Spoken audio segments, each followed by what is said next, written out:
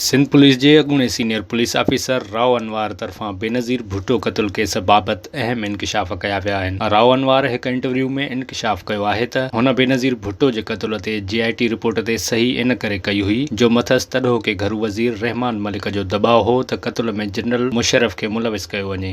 राव अनवार ॿुधायो त मूं सही खां इनकार इन करे कयो हो त मां परवेज़ मुशर्रफ जो मौक़ुफ़ ॼाणण खां सवाइ उन्हनि दस्तावेज़नि ते सही न पियो करे सघां ऐं मूं इहा ॻाल्हि रहमान मलिक खे ॿुधाए छॾी हुई। राव अनवार चयो त बेनज़ीर भुट्टो जी GIT में मुंहिंजो ऐं बिन यामीन नाले पुलिस ऑफिसर जो नालो 2010 में शामिल कयो वियो हो ऐं मूंखे ख़बर न आहे त मुंहिंजो नालो एतिरी देर खां पोइ छो शामिल कयो वियो, पर मूंखे इन ॾुखोईंदड़ वाक़े बाबति कई ख़दशा हुआ। बेनज़ीर भुट्टो जा 2 ब्लैकबेरी फ़ोन्स 3 वरियनि ताईं रहमान मलिक वटि हुआ जेके GIT जे हवाले न कया विया। अॻूणे SSP राव अनवार सहाफ़ी खे ॿुधायो त हाणे जीअं त मुशर्रफ जी सिहत जी ख़राबी जे हवाले सां ख़बरूं अची रहियूं आहिनि ऐं चयो पियो वञे त हू ज़िंदगी ऐं मौत जे ॿिए ते बीठल आहे, तंहिं करे इहा ॻाल्हि रिकॉर्ड ते आणणु चाहियां थो त मूंखे अॻूणे सदर परवेज़ मुशर्रफ जो बेनज़ीर क़त्ल केस में किरदारु नज़र नाहे आयो ऐं इन हवाले सां जॾहिं सबूत घुरिया विया त उहे बि न मिली सघिया। इन करे जॾहिं GIT ते सही करण जो चयो वियो त मूं इनकार करे छॾियो। अॻूणे पुलिस ऑफिसर इंकशाफ कयो त बेनज़ीर क़त्ल केस जी जांच सही नमूने न कई वई। वाक़े जो ऑपरेशनल कमांडर इकराम महसूद हो जॾहिं त बैतुल्लाह महसूद वाक़े जो मास्टरमाइंड हो। 18 अक्टूबर वारे वाक़े में तैयब महसूद जी अॻवानी हेठि ग्रुप बि शामिल हो। इन खां पोइ अहिड़ियूं शाहिदियूं पिण मिलियूं त हू सोराब ॻोठ में रूपोश रहियो। हुन वधीक चयो त ॿिन्ही वाक़िअनि जी जांच सही नमूने न कई वई। जेकॾहिं बहितर नमूने जांच कई वञे हा ऐं इकराम महसूद खे गिरफ़्तार कयो वञे हा त केस सवलाई सां हल थी वञे हा। जांच